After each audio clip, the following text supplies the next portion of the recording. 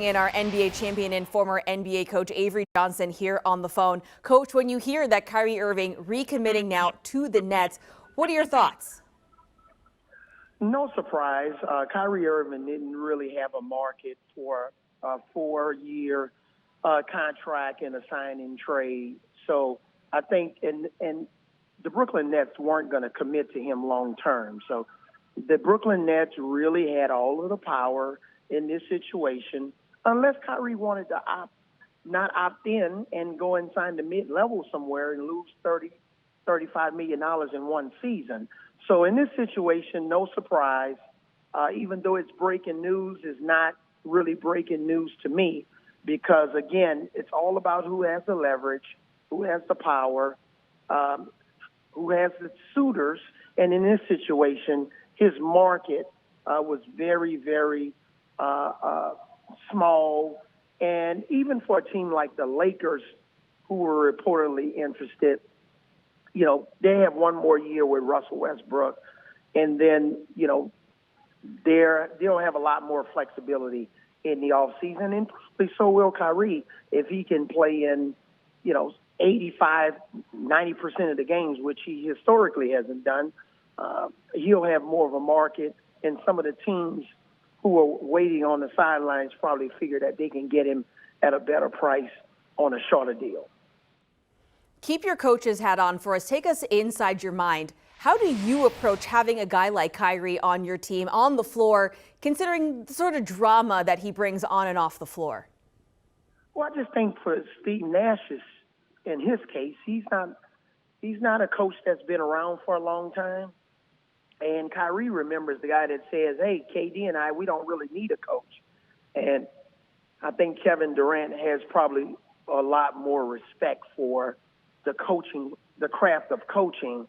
But in this situation, I just think Kyrie's got to prove that he has the ability to be available consistently, not just for Nets fans or the organization, but specifically Kevin Durant.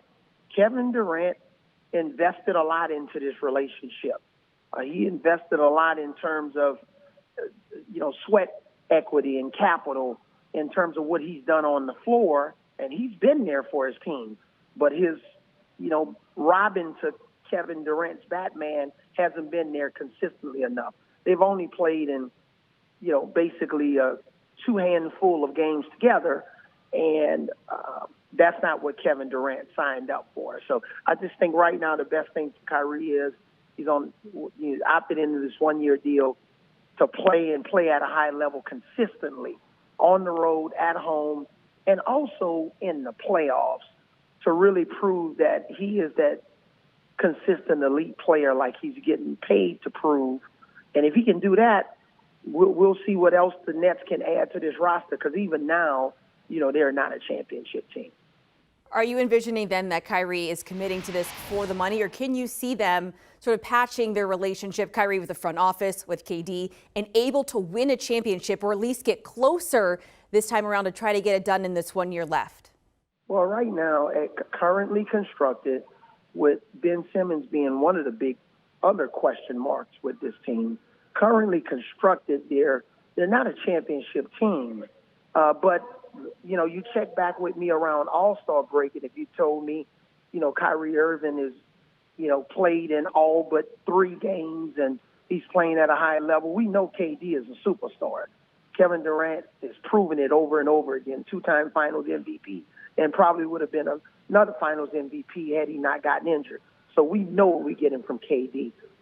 But if you told me Kyrie Irving is going to be available for all but 3 games going into the All-Star break, and then, they'll finish with, one of the top 4 records in the Eastern Conference going into the playoffs, then we can have that conversation. But right now, in the Eastern Conference, a healthy Milwaukee, we know Chris Middleton wasn't healthy, but a healthy Milwaukee and Miami and Boston Celtics coming back with more fire and a chip on their shoulder, I think those teams are still ahead of Brooklyn. And we'll see what happens with Ben Simmons, how he navigates his way through it all. And they still have some other free agent pieces that they need to add to this team and need some size inside. I was on CBS Sports HQ earlier talking about Rudy Gobert could be a good fit for this team. And if all of those things come together, which is a lot, then we can start talking about the Nets being potentially a team that could represent the Eastern Conference in the finals. Do you want a sports network that delivers everything that matters about the game? The highlights, the picks, the instant analysis, no yelling, no fake debates, no politics. Hit the subscribe button and never miss a moment.